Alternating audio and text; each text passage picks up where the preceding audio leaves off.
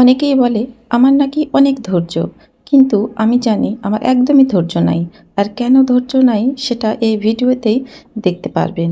আসসালামু আলাইকুম আমার প্রাণপ্রিয় আপু ভাইয়ারা, সবাই কেমন আছেন? আশা করি আল্লাহর রহমতে ভালো আছেন, সুস্থ আছেন।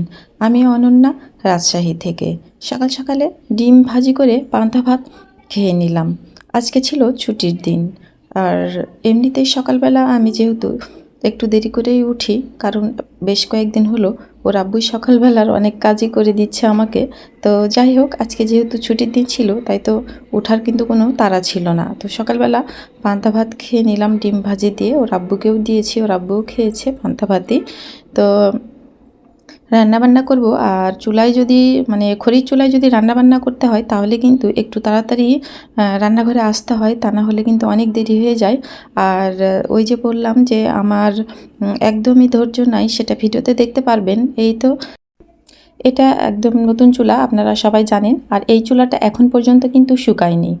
আর আমার একদমই ধৈর্য মানছে না যে আমি এই চুলাতে রান্না করব কখন, এটা ভাবছিলাম। আর তারপরেও আজকে যেহেতু ছুটির দিন পাইছি, দেরি হলেও সমস্যা নেই এটা ভেবেই কিন্তু আমি এই মানে একদমই কাঁচা চুলাতে রান্না করতে আসলাম। মাটির কাঁচা চুলা তো, যদিও এর আগে চেষ্টা করেছিলাম একটু আগুন জ্বালিয়ে শুকানোর, কিন্তু সেরকমভাবে আসলে হয়নি।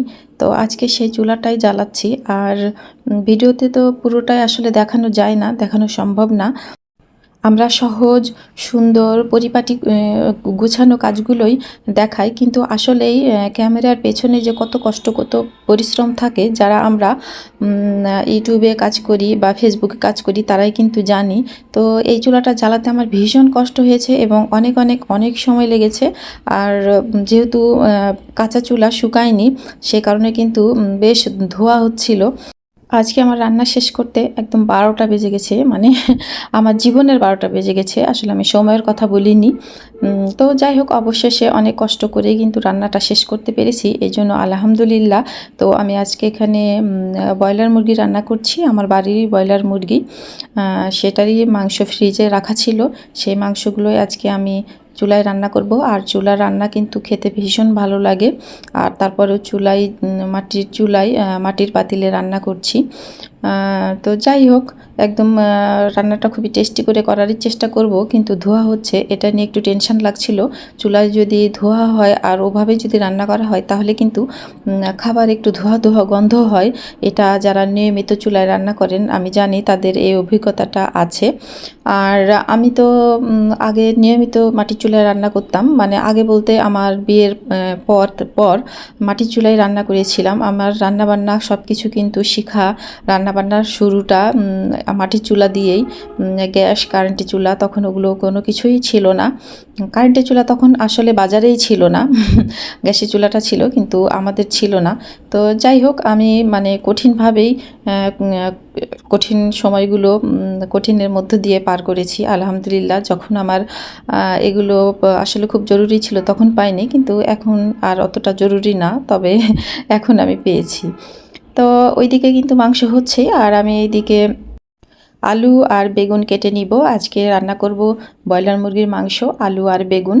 আর এখানে কিন্তু মাটির চুলায় একটা সুবিধা, যদি খড়ি দিয়ে রান্না করা যায় তাহলে কিন্তু এভাবে চুলাটা জ্বালিয়ে দিয়ে বাকি সব কাজগুলো করা যায়। আমি কিন্তু আলহামদুলিল্লাহ করতে পারি, ঠিক যেভাবে গ্যাসে রান্না করা যায় বা ইলেকট্রিক চুলায় রান্না করা যায় সেভাবে কিন্তু সেম এই ধরনের খড়ি চুলায় রান্না করতে একটা সুবিধা। একদিকে রান্নাও হয়, একদিকে কাজও হয়। তো আজকে কিন্তু প্রচুর রোদ উঠেছে, আর রোদ ওঠার কারণেই কিন্তু আমি চুলায় এসেছি। বৃষ্টি হলে তো আমার রান্নাঘর একদমই ভিজে যায়, নষ্ট হয়ে যায়। তো এই যে আমার মাংস রান্না আলহামদুলিল্লাহ হচ্ছে।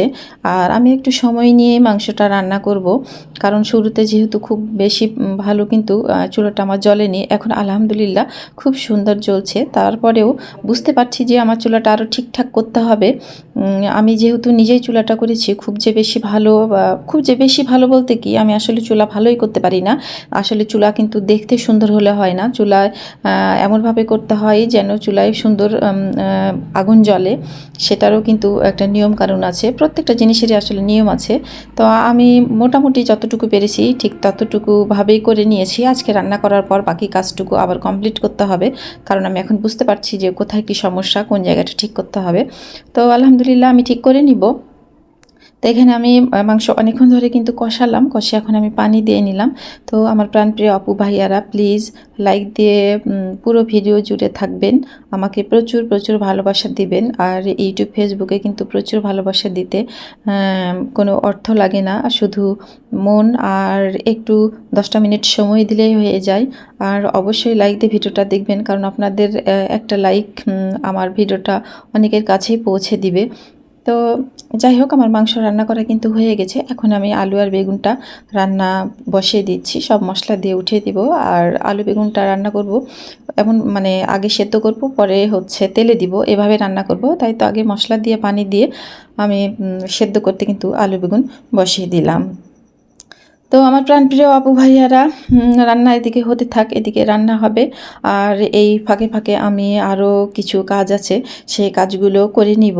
তো আলহামদুলিল্লাহ, চুলায় রান্না করতে কিন্তু কষ্ট হলেও বেশ মজা লাগছে। আর এই যে এইদিকে চলে আসলাম, আমি মুরগির আজকে বের করব বলতে ওদের মুখটা খুলে রেখেছি।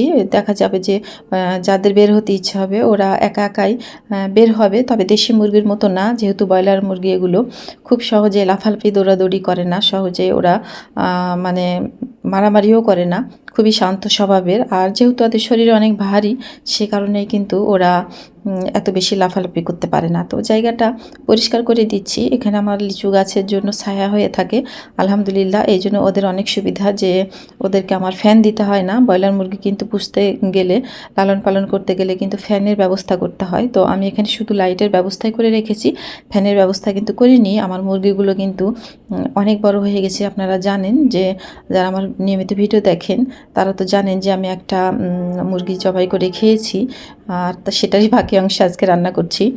তো এত বড় বড় মুরগি কিন্তু এভাবে ফ্যান ছাড়া রাখা খুবই মানে ভয়ের ব্যাপার, বিপদের ব্যাপার। তো আলহামদুলিল্লাহ, আমার মুরগিগুলো সবগুলোই এখন পর্যন্ত ভালো আছে। 15টা নিয়েছিলাম, একটা যেহেতু খেয়েছি, আর এখনও 14টা আছে। তো সবগুলো আলহামদুলিল্লাহ ভালো আছে। এই তো আমি মুখ খুলে দিয়েছিলাম, ঝাড়ু দিয়ে পরিষ্কার করে দিয়েছি যতটুকু পেরেছি, কারণ ওই সাইডটা এখনও ভেজা আছে, ওইদিকে পরিষ্কার করা যাচ্ছে না। তো ওরা একা একাই কিন্তু বের হয়েছে। এই তো এখন সারাদিনই ওদেরকে এখানে বাইরেই এভাবে রেখে দিব, সন্ধ্যার আগে উঠাবো, কারণ ওরা একা একা বের হতে পারলো, একা একা উঠতে পারবে না, ওকে ধরে ধরে কিন্তু উঠাতে হবে। তো এখানে খাবার আর পানি দিয়ে রেখে দিয়েছি আলহামদুলিল্লাহ, আমার নিজ হাতের পোষা মুরগি। তো ভাবছি যে কয়েকটা বিক্রি করে দিব আর কয়েকটা রাখবো, যেহেতু আমার খোপ অনুযায়ী কিন্তু মুরগির খোপ অনুযায়ী মুরগিগুলো বেশি হয়ে গেছে। বাচ্চাটা নেওয়ার পরই বুঝতে পেরেছিলাম। তো যাই হোক, এ ফাঁকে আমার আলু বেগুন রান্না করা হয়ে গেছে, অফ ক্যামেরায় আমি বাকি কাজটুকু করে নিয়েছি। তো আমার প্রাণপ্রিয় আপু ভাইয়ারা সবাই ভালো থাকবেন, সুস্থ থাকবেন। ফিরে আসবো ইনশাল্লাহ আগামীতে নতুন কোনো ব্লগ ভিডিও নিয়ে। আল্লাহ হাফেজ।